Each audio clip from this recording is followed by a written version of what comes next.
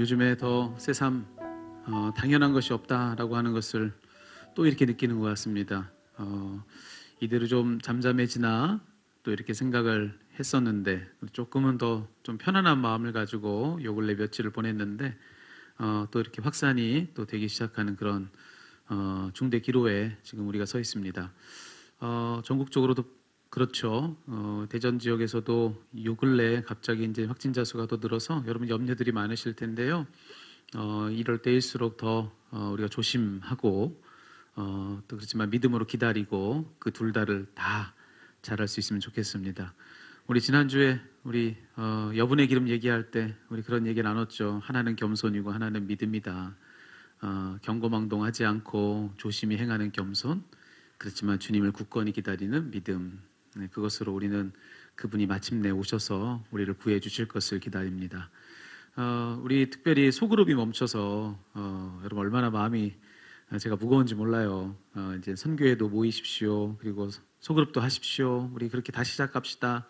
불과 몇 주 전인데 이렇게 딱 멈추고 나니까 마음속으로 무거움이 있지만 그래도 여러분 제 마음을 목회서신에 그냥 그대로 담았습니다. 우리가 지금 하나님 뜻대로 순복하는 훈련을 하고 있다 생각하시고 여러분 빨리 달려가면 빨라서 좋을 수 있지만 넘어집니다. 넘어져요. 그래서 우리가 넘어지지 않기 위해서 굳건히 서기 위해서 속도를 조금 우리가 넉넉히 주님 손 붙들고 가는데 여러분 꼭 같이 양해를 좀 해주시고 그렇지만 믿음으로 또 그때를 기다리는 우리 모두가 다 되었으면 좋겠습니다. 한 가지만 더 말씀드리면 우리 특별히 교회학교가 지금 오늘 이제 온라인으로 지금 이 시간 동시간에 지금 우리 중고등부 예배 지금 이루어지고 있죠. 그리고 이제 12시면 우리 영아 유치부 그리고 아동부 예배가 또 온라인상에서 이루어질 텐데 여러분 위에서 기도해 주십시오. 예배가 멈춘 이때 우리 아이들이 그로써 정말 그 영적으로 더 뒤로 물러서거나 또 무너지는 그런 일 없도록 하나님이 든든히 세우시는 특별한 세대 아니겠습니까? 정말 정말 이런 일을 겪은 세대는 우리 자녀들밖에 없을 텐데 특별한 또 하나님의 계획 속에서 빚어지는 우리 자녀들로서 세워지기를 특별히 온라인으로 드리는 예배 가운데 하나님께서 동일한 은혜를 부어주시기를 여러분 위에서 기도해 주시고 그런 마음으로 이 시간에 함께 예배해 주시면 감사하겠습니다. 자, 오늘 함께 나눌 말씀의 제목을 이렇게 정해봤습니다. 멀리하기엔 너무 가까운 당신. 네. 여러분 어디선가 들어본 그런 표현이실 거예요. 눈치가 빠르신 분들은 이 멀리하기엔 너무 가까운 당신 이라고 하면 이 본래 이런 비슷한 노래 제목이 있지요. 그거 뒤집은 거라는 거 여러분 눈치를 좀 차리셨을 겁니다. 80년대 활동했던 유명 가수죠. 네, 이광조. 여러분 기억들 하시죠? 이광조 씨가 불렀던 히트곡 중에 가까이 하기엔 너무 먼 당신 이라고 하는 노래가 있습니다. 여러분 이 노래들을 다 기억하시죠? 한 번쯤은 다 불러보셨으리라 생각은 하는데 여러분 그 노래 가사 여러분 생각나십니까? 이 가사의 처음과 마지막이 사실 제일 중요해요. 이 첫 가사가 어떻게 되냐면 당신은 누구시길래. 근데 이게 첫 가사가 이렇게 얘기하면 안 돼요. 이렇게 하면 안 되고 이 첫 가사의 제일 중요한 건 당신은 처음 요거거든요. 근데 이때는 이렇게 보통 시작합니다. 당신은 누구시길래 이렇게 하잖아요. 그렇죠? 자, 그렇게 이어지는 가사가 그 뒤에 어떻게 되냐면 한번 들어보세요. 내만 깊은 곳에 외로움 심으셨나요? 그냥 스쳐 지나갈 사람이라면 모르는 타인들처럼 아무 말 말고 가세요. 잊으려 하면 할수록 그리움이 더하겠지만 여기가 중요하죠. 가까이 하기엔 너무 먼 당신을 난 잊을 테요. 이게 이 노래 가사입니다. 자, 오늘 우리에게 주어진 이 본문 렉셔너리에 따라서 오늘 이 본문을 읽었는데 자, 이 본문을 제가 묵상하는데 이 노래가 생각났습니다. 그래서 이 본문 속에 우리 주님은 이 노랫말 속에 그 당신과는 정반대시구나, 정확히 반대시구나 라고 하는 그런 생각이 들었습니다. 자, 오늘 노랫말 속에 있는 그 사람은 아무리 가까이 있는 것 같아도 저 멀리 있는 그런 당신입니다. 그런데 오늘 우리가 만나고 있는 이 말씀 속 주님은 누구신가? 주님은 반대시라는 거예요. 주님은 언뜻 보면 주님은 저 멀리 계신 것 같죠. 여기는 안 계신 것 같습니다. 그런데 실상 그 주님은 어느새 가장 가까운 내 곁에 와 계시는 그런 분이시라고 성경은 말을 해주고 있는 겁니다. 그래서 멀리 하기엔 너무 가까운 분, 그런 당신이 바로 우리 주님이시다라고 하는 것이죠. 자, 왜 오늘 이 본문을 두고서 그렇게 주님을 말해야 하는지 그 내용을 알려면 여러분 오늘 이 본문의 뒷 배경을 좀 우리가 알 필요가 있습니다. 어떤 배경 속에서 오늘 이 마가복음이 기록되어 있는가? 이 마가복음이 다루고 있는 예수님 당시의 시대 말고 그 예수님 당시의 그때 이야기를 지금 마가가 이 마가복음이라는 책으로 지금 기록한 거 아니겠습니까? 근데 이 책이 기록된 그 시점이 언제냐? 그때의 배경을 우리가 좀 알아야 되는데, 자, 그때는 이렇게 설명을 할 수 있습니다. 이스라엘 모든 역사를 통틀어서 유대인들에게 하나님이 가장 멀게 느껴졌을 때, 하나님은 우리 곁에는 안 계시다고 느꼈을 그럴 그때에 오늘 이 마가복음이라는 책이 기록된 거예요. 자, 그때가 어떤 때고 또 그때 어떤 일이 있었길래 그렇다고 하는가? 오늘 읽은 이 마가복음 13장에 보면요, 이 마가복음이 처음 기록됐던 그때가 어땠는지를 우리에게 알려주는 힌트가 여기 있는 것을 우리가 보게 됩니다. 우리가 읽진 않았지만 마가복음 13장 1절과 2절 여기 말씀에 보면 자, 이런 이야기가 거기에 기록되고 있는 것을 보게 돼요. 예수님의 제자들이 예루살렘 성전을 본 겁니다. 예루살렘 성전을 보니까 그 성전의 그 웅장함, 그 아름다움 거기에 너무 감격한 거예요. 그들이요. 그래서 거기에 그들이 뭐라고 얘기했냐면 예수님께 이런 말을 한 겁니다. 선생님이여 보소서 이 돌들이 어떠하며 이 건물들이 어떠하니까 이렇게 얘기합니다. 이게 그냥 우리 편하게 하는 우리말로 이야기하면 이 제자들이 이렇게 얘기한 거예요. 마치 서울 구경 처음 간 시골 총각들처럼 예수님께 이렇게 얘기한 거죠. 예수님 저기 돌들 좀 보십시오. 정말 대단하지 않습니까? 아니 저 성전 저 건물 좀 보십시오. 기가 막히지 않습니까? 어떻게 저런 건물이 있습니까? 그들이 지금 이렇게 흥분한 겁니다. 그렇게 한없이 들떠서 좋아라 하고 있는 그들과 달리 자, 그들의 그 말을 듣고 예수님이 뭐라 하셨는가를 봤더니만 예수님은 오히려 담담하게 너무나도 담담하게 이렇게 말씀하시는 거예요. 마가복음 13장 2절에 내가 이 큰 건물들을 보느냐 돌 하나도 돌 위에 남지 않고 다 무너뜨려지리라. 예수님이 지금 뭐라고 하신 거냐면 자, 너희들이 지금 보고 있는 그 예루살렘 성전 아름답지 웅장하지 하지만 그 웅장하고 그 아름다운 그 성전이 돌 위에 돌 하나도 남지 않을 만큼 완전히 다 무너지게 될 것이다. 예루살렘 성의 이 성전의 앞날에 대해서 예수님이 예언의 말씀을 지금 들려주신 겁니다. 자, 그리고 예수님께서 그 말씀하신 지 그로부터 약 60여 년이 지났을 때 실제로 그런 일이 일어나는 거예요.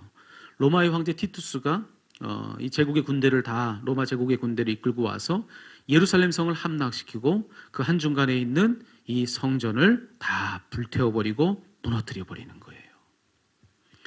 자, 그런데 문제가 뭐냐? 문제는 모든 유대인들에게 있어서 이 예루살렘 성전은 그저 단순히 하나의 건물이 아니었다는 거예요. 그저 단순한 건물 아니었다는 거죠. 자, 예루살렘 이 성전은 그들에게 어떤 의미냐? 그들 모든 삶의 중심. 종교적인 어떤 삶의 중심인 것은 말할 것도 없고요. 정치, 경제, 사회, 문화, 모든 삶의 중심이고 근간이 바로 그 성전이었다는 것입니다. 그러니 여러분 그런 그곳 그 성전이 무너졌을 때 그것은 그들에게 무슨 의미였겠습니까? 자신의 삶을 떠받들고 있었던 모든 삶의 지축이 그 중심과 토대가 한순간에 다 와그르르 그렇게 무너져버리는 그런 일이었을 것입니다. 그들에게는요.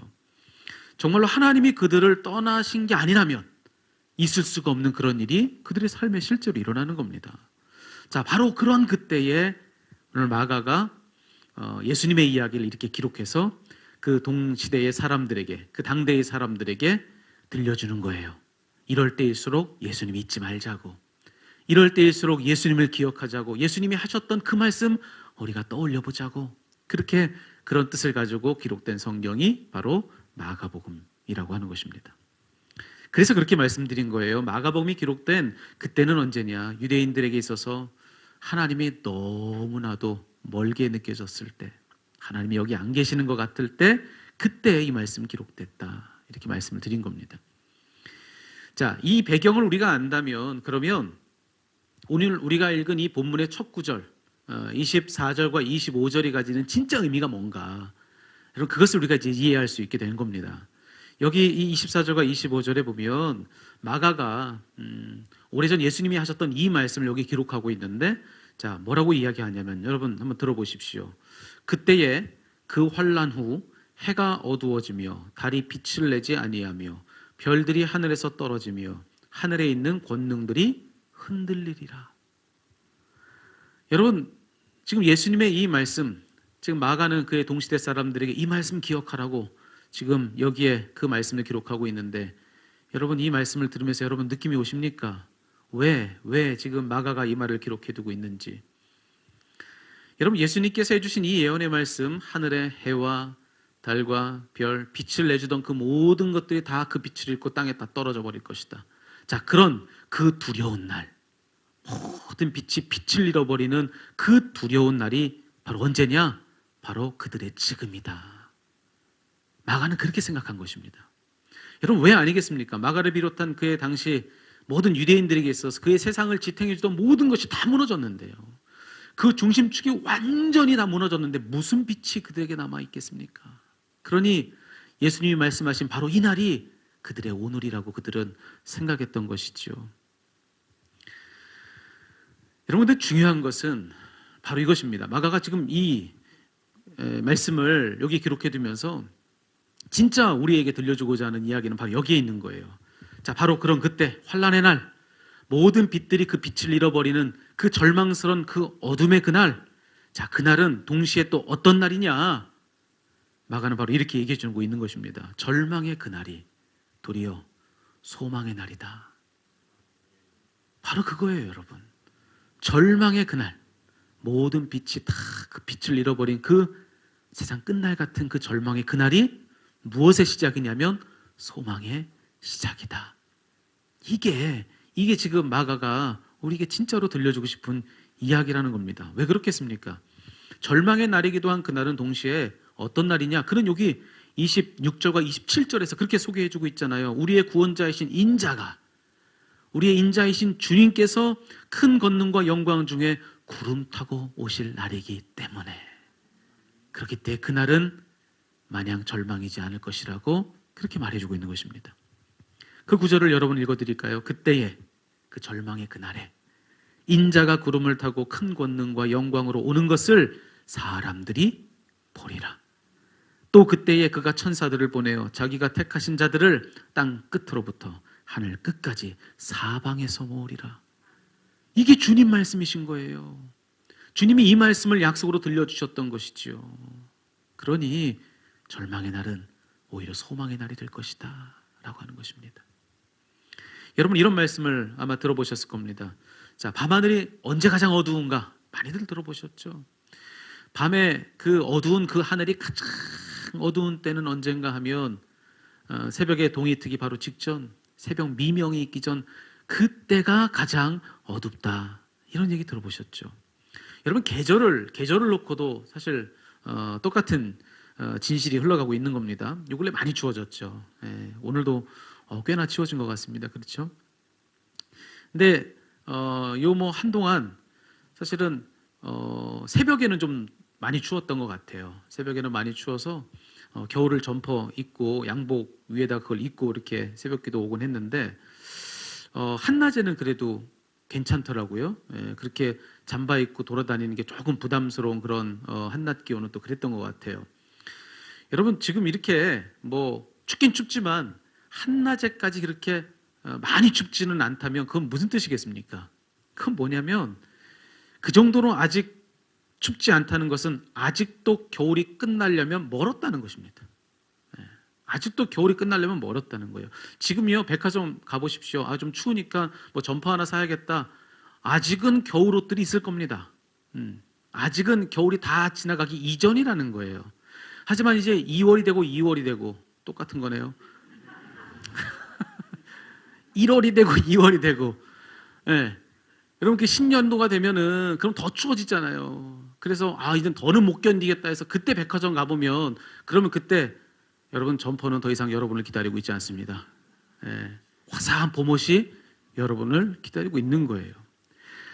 이제 정말 이제 진짜 두꺼운 점퍼를 입지 않으면 안 되겠다, 한낮에도 그렇다 싶은 그 정도로 추운 날을 맞이했다면 그건 또 무슨 의미겠는가? 무슨 의미겠습니까? 겨울은 이제 다 지나갔다는 겁니다. 새로운 계절이 오고 있다, 그런 뜻 아니겠습니까? 영적으로도 마찬가지인 거예요. 영적으로도 오늘 본문 속 예수님도 바로 그걸 말씀해 주고 계시는 겁니다. 모든 빛이 다 잃어버리는 것 같은, 그죠? 암흑과 같은 그런 절망의 날이 온다면, 자, 그러면 오히려 바로 그때가 어떤 때냐? 우리 주님 오시는 때다. 우리 주님 오시는 때다. 그렇게 말해주고 있는 것입니다. 주님이 안 계실 것 같은 그런 때를 맞았는가? 그러면 주님이 가까이 계심을 깨달아 알라. 이것이 오늘 본문의 음성이라고 하는 것입니다. 앞서 그런 말씀 나눴잖아요. 가장 어두운 그때에 해가 오히려 더 가깝고, 가장 추운 날에 봄은 오히려 더 가깝다고. 그런 영적으로도 마찬가지죠. 가장 절망스러운 우리의 오늘을 우리가 이제 맞이하게 됐다면 그것은 또 무슨 뜻이냐? 우리 구원자이신 그분이 가깝다는 겁니다. 주님의 오심이 지금 가깝다. 이것을 우리들에게 오늘의 이 모든 징조들이 알려주고 있다고 하는 것입니다.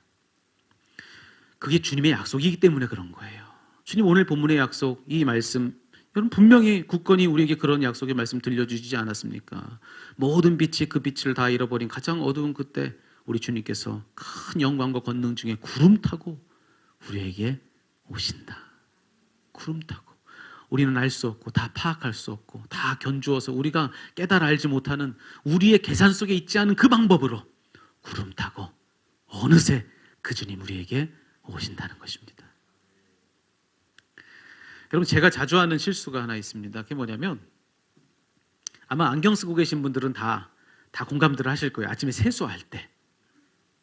벌써 웃으시는 분들은 다 아세요. 안경 쓴 걸 모르고 그냥 거침없이 세수를 그냥 해버리는 겁니다. 그러면 안경 때문에요, 코받치에 코가 콕 하고 이렇게, 그 고통이 얼마나 큰지 모릅니다. 다들 안경들을 좀 써보셨으면 좋겠어요. 어릴 때 안경을 이렇게 쓰고 사니까 이게 몸의 일부처럼 느껴져서 늘 그냥 몸에 붙어 있으니까 이게 지금 내게 있는지 없는지 잘 분간이 안 되는 겁니다. 그래서 그거 쓰고 있는데도 모르고 그냥 세수해서 나중에 그제서야 하고 그제서 깨닫는 거죠. 여러분, 하나님이 우리에게서 그러신 거예요. 하나님이 힘들고 어려운 일을 만나면, 말 그대로 절망의 날이 우리에게 오면 우린 다 그렇게 생각하는 거예요. 하나님 우리에게서 너무나 멀다. 하나님 여기 안 계신다. 우리 그렇게 단정합니다. 왜요? 힘드니까, 어려우니까. 그런데도 찾고 또 찾았는데 내가 보이는 방식으로 그분이 내게 느껴지질 않으니까 떠났다고, 안 계시다고 우리는 그렇게 얘기를 하는 것이죠. 근데 사실은 그게 아닌 거예요. 앞서 이야기 나눈 그 안경, 그와 똑같은 겁니다. 그분이 우리에게서 멀어서 안 보이는 것이 아니라 너무 가까워서 안 보이는 거예요. 우리가 딱 하나가 되어 계시기 때문에, 그래서 그분이 잘 우리 보기에 잘 분별되지 않는 것이지 먼 게 아니라는 겁니다. 주님은 우리에게서 항상 가깝다라고 하는 이 사실을 믿는 여러분 되기를 축복합니다. 요즘에 배달 음식들 많이 시키시죠? 그래서 모르겠습니다. 즐거운 불편하면서 조금 줄어들었는지 이건 잘 모르겠습니다. 조금 더 줄었으면 좋겠어요. 근데 뭐 어쩔 수 없죠. 배달 음식 안 시켜 먹을 수는 없습니다. 근데 경험들이 다 있으실 거예요. 음식을 주문했는데 30분이 돼도 안 오고 1시간이 돼도 안 오는 거예요. 그럼 어떻게 하죠? 전화하잖아요. 전화해가지고 묻는 거예요. 아니 벌써 30분이나 됐는데, 아니 벌써 1시간이 됐는데 도대체 왜 안 옵니까? 그렇게 얘기하면요, 뭐 여러분 어떻게 물어도요, 대답은 항상 똑같습니다. 이 대답 외에 다른 대답을 들어보신 분은 아무도 없습니다. 벌써 떠났습니다. 벌써 갔다는 거예요. 벌써. 이렇게 대답하는 분 여러분 들어보신 적 있습니까? 제가 깜빡했네요. 깜빡하고 놓쳤는데 이제 만들어서 보내겠습니다. 아무도 그렇게 얘기하지 않습니다. 지금 벌써 떠났다는 거예요. 아까 떠난 지 한참 됐다는 거예요. 이상하다고. 거짓말입니다. 거짓말이에요. 여러분, 근데 중요한 건 뭐냐면요. 사람은 그렇게 말해놓고 그제서야 만들 수도 있을 겁니다. 깜빡하고서. 근데 주님은 깜빡하지 않으세요. 주님은 거짓말하지 않으세요. 우리가 주님이 내 곁에 안 계시다고 생각해서 우리가 기도하는 거예요. 하나님 왜 안 오십니까? 우리가 이렇게 기다렸고 이만큼 기다렸는데 왜 우리에게 안 오십니까? 그럼 주님의 대답도 똑같아요. 뭐라고 하시냐면 이미 출발하셨다는 거예요. 벌써 가셨다는 거예요. 근데 중요한 차이는 뭐냐? 그게 거짓말이 아니라는 겁니다. 오늘 성경 우리들에게 분명히 그걸 얘기해 주고 있어요. 우리 하나님은 어떤 분이시냐? 우리 주님은 어떤 분이시냐? 언제나 우리를 위해 오시는 그 길 위의 하나님이시다. 우리를 위해 오시는 그 도상의 하나님, 그분이 바로 우리 주님이시다. 여러분, 이것을 믿는 여러분 되시기를 주님의 이름으로 축원합니다. 근데 여러분, 우리가 이 사실을 더 굳게 붙들어야 될 이유가 있습니다. 주님이 우리가 생각한 것보다 언제나 가까이 계시고 항상 내 곁에 계시다는 이 사실을 우리가 정말로 붙들 수밖에 없는 이유가 있어요. 특별히 오늘 우리가 마가복음이라고 하는 이 복음서를 특별히 택하여 읽었는데, 모든 성경이 다 그렇지만 특별히 이 마가복음을 읽은 사람들에게 있어서는요, 주님 우리 곁에 계시다, 이것을 부정할 수가 없는 거예요. 그렇지 않은 주님을 마가복음을 하나님 말씀으로 읽는 사람들에게는 상상할 수가 없는 겁니다. 우리 곁에 계시지 않는 하나님을 상상할 수가 없어요. 자, 왜 그런가? 이 마가복음의 구조를 여러분 잘 우리가 살펴보면 우리가 그런 생각을 하게 되는데, 자, 마가복음에서 예수님의 공생애가 본격적으로 시작되고 또 끝나는 지점이 언젠가를 봤더니만 마가복음 1장하고 15장입니다. 예수님의 공생애, 공적 생애, 이 땅에서의 생애가 시작되는 게 1장이고 끝나는 것이 15장이에요. 16장은 부활하신 예수님에 대해서 이야기를 해주고 있는 거죠. 자, 그런데 그 예수님의 공적 생애, 자, 1장에서 시작돼서 15장에서 끝나는 그 각 장을 살펴보니까 거기에 1장과 15장에 아주 눈에 띌 만한 공통점이 하나가 있는 게 거기 보이더라는 겁니다. 자, 그게 뭐냐? 예수님의 공생애의 첫 시작에 해당하는 1장의 사건에 봐도 그렇고 그 마지막에 해당하는 15장에서의 사건에서도 그렇고 거기에 똑같은 헬라어 단어가 하나 공통적으로 사용된 게 있는데 그게 바로 스키조라고 하는 말입니다. 이 스키조라고 하는 말의 뜻이 뭐냐면은 찢다, 가르다, 찢어버리는 거예요. 그게 바로 스키조라고 하는 말의 의미입니다. 자, 그런데 한번 보시자는 거예요. 이 스키조라고 하는 말이 처음 쓰인 곳, 예수님이 그 공생애를 본격적으로 시작하는 1장이었다 이렇게 말씀을 드렸는데, 자, 거기에 그 말이 어떻게 쓰였는가 보면은요, 예수님께서 세례 요한에게 세례를 받으신 다음에 요단강에 올라오시는 거예요. 자, 그때 그런 다음에 일어난 일이 무엇인지를 성경이 증언해 주고 있는데 마가복음 1장 10절입니다. 거기 이렇게 되어 있어요. 곧 물에서 올라오실새 하늘이 갈라짐과 성령이 비둘기같이 자기에게 내려오심을 보시더니. 여러분 거기 보세요. 하늘이 어떻게 됐다고요? 갈라졌다고요. 하늘이 찢어졌다는 겁니다. 그런 일이 있었다는 거예요. 그날 하나님께서 당신의 아들이신 예수님 계신 이 땅에 임하셨는데, 그 순간에 임하셨는데 어떻게 임하셨는가? 하늘을 찢고 하늘을 갈라버리고 그 가운데로 내려와 임하셨다. 자, 1장은 그런 이야기를 들려주고 있는 겁니다. 자, 그리고 이 스키조라고 하는 이 말이 또 쓰인 곳, 마지막으로 쓰인 곳이 어딘가를 봤더니만 앞서 말씀드렸죠. 15장에 특별히 38절에 보면 거기에 예수님이 이제 바로 그 직전에 십자가에 달려 돌아가시는 거예요. 예수님이 숨지신 다음에, 그런 다음에 일어난 일이 뭔가, 그거를 38절이 얘기해 주고 있는데 이런 일이 있었다는 겁니다. 이에, 여기 이에는 예수님이 돌아가신 후에 성소 휘장이 위로부터 아래까지 어떻게 돼? 찢어져 둘이 되니라. 이거 찢어졌죠. 여기서도 스키조라고 하는 말이 쓰인 것이 여러분 눈에 보일 겁니다. 예수님이 돌아가시자 성소의 휘장이 둘로 스키조, 찢어져 버렸다는 겁니다. 네. 여러분 이렇듯 예수님의 이 땅에서의 생애는요, 스키조로 시작해서 스키조로 끝나는 그런 생애였다는 그런 이야기를 들려주고 있는 거예요.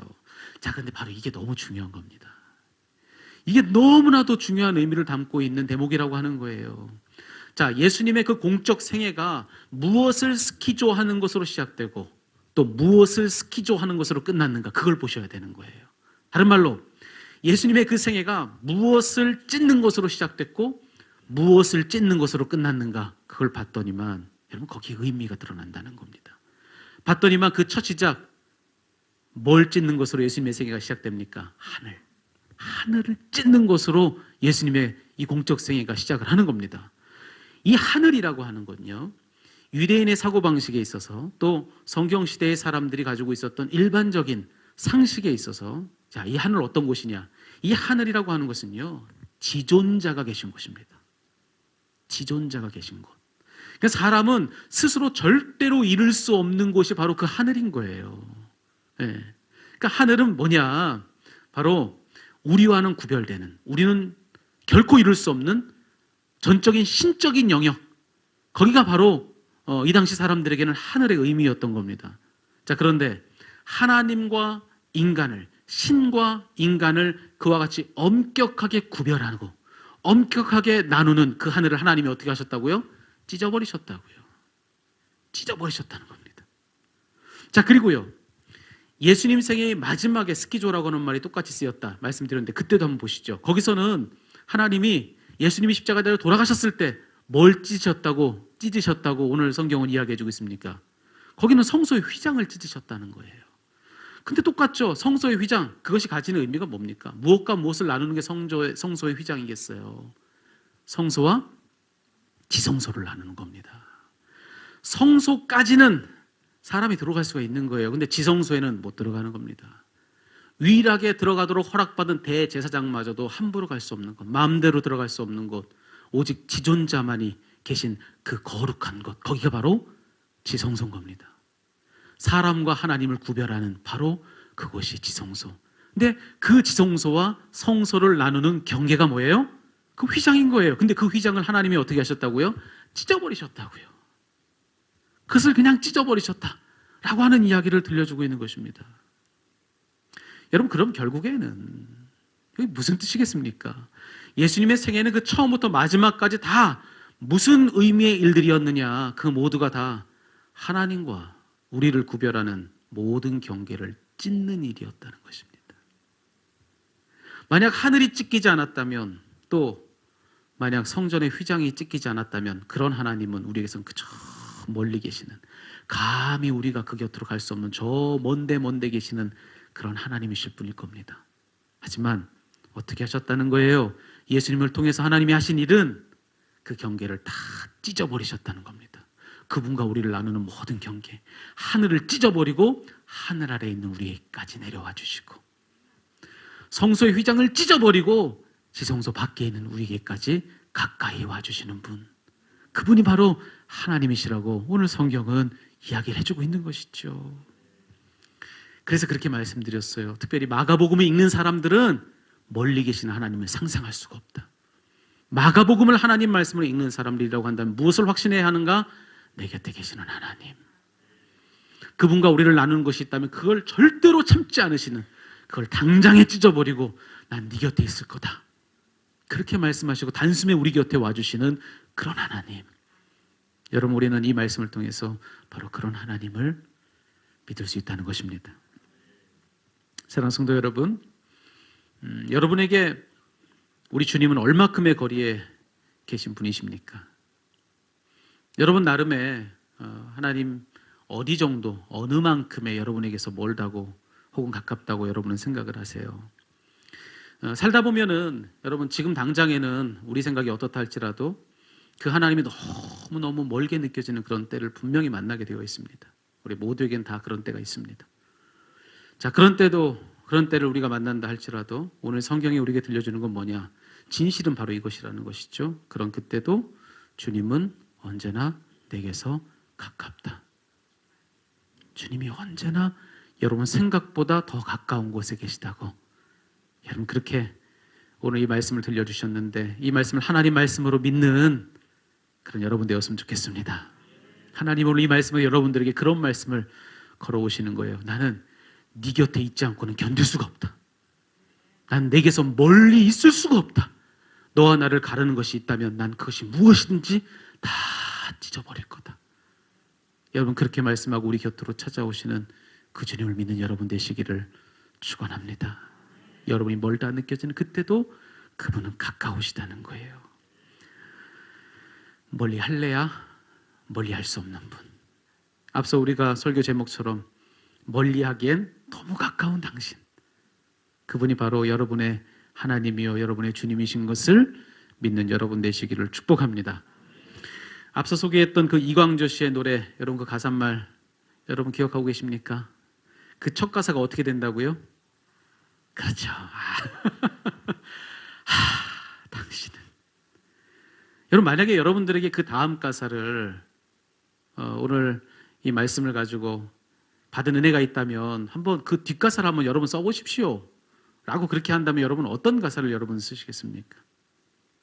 혹시 오늘 이 말씀의 외침이 이렇게 생생한데도 불구하고 여전히 그가 노래했듯이 그냥 그 하나님을 그저 가까이 하기엔 너무 먼 당신, 여전히 그렇게 고백하고 계시는 분이 계실지도 모르겠습니다. 하지만 그런 여러분들에게 변화가 있으면 좋겠습니다. 오늘 말씀이 또 우리가 이번 대림절 4주간의 기간, 성탄의 그날을 기다리는 이 기간을 통해서 정말 여러분의 생각을 뒤엎고 오시는 그분 때문에 부정할 수 없는 그 무게로 하나님 내게 계시다고, 내 곁에 나와 가까이 계시다고 그렇게 고백할 수 있는 여러분 되었으면 좋겠습니다. 그래서 멀리 하기엔 너무 가까운 당신, 그런 당신이신 주님 발견하는 여러분 되기를 살아계신 우리 주님의 이름으로 축원합니다. 우리 함께 찬양했으면 좋겠어요. 오늘 찬양의 마지막 가사 이런 고백을 우리에게 하게 합니다. 주님께로 날 이끌어 주소서, 주님께로 날 이끌어 주소서. 주님을 더 원합니다. 더 원합니다. 여러분 이 고백이 여러분의 고백 되기를 축복합니다. 우리 기도로서 이 찬양 올립시다.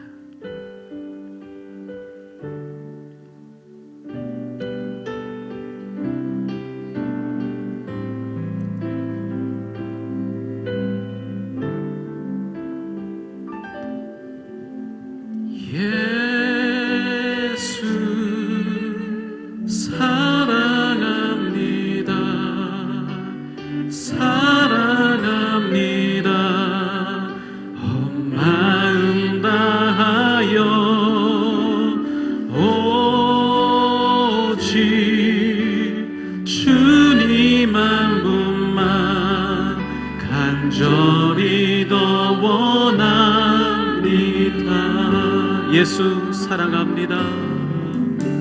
예수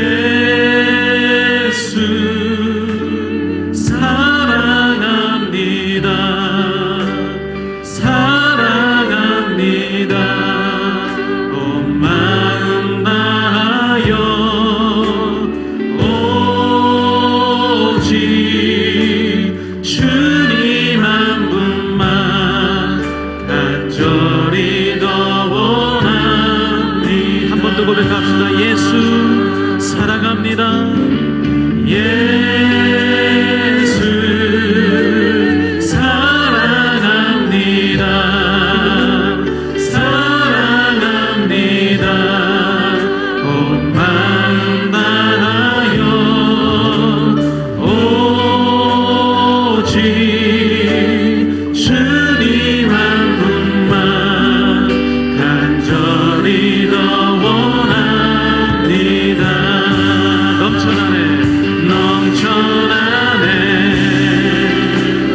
넘쳐나네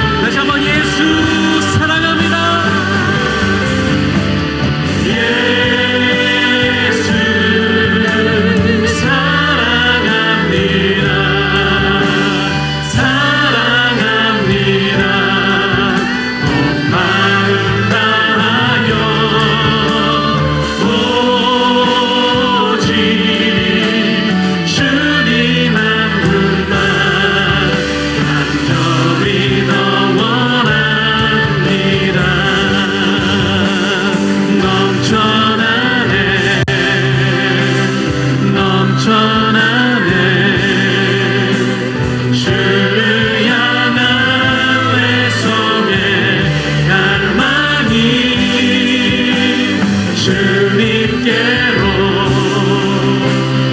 날 이끌어 주소서. 주님을 더 원합니다. 넘쳐나네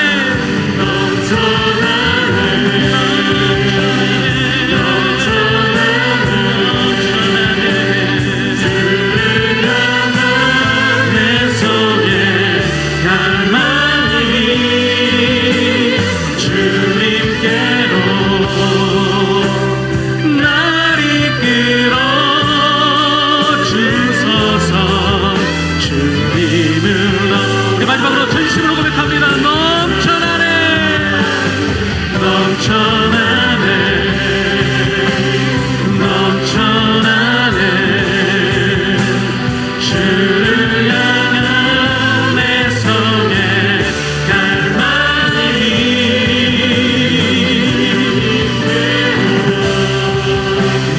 날 이끌어 주소서.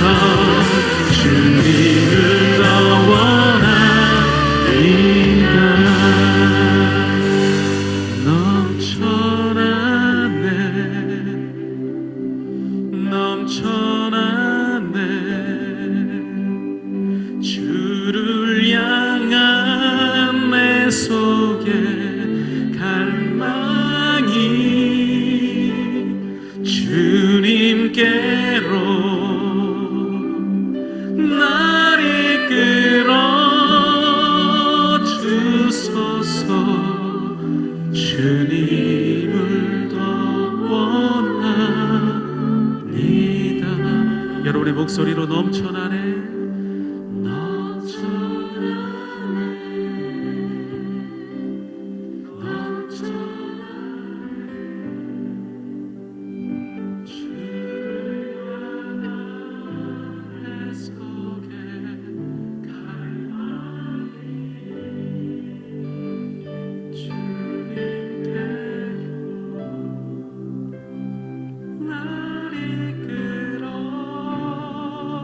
주소서. 주님을 더 원합니다.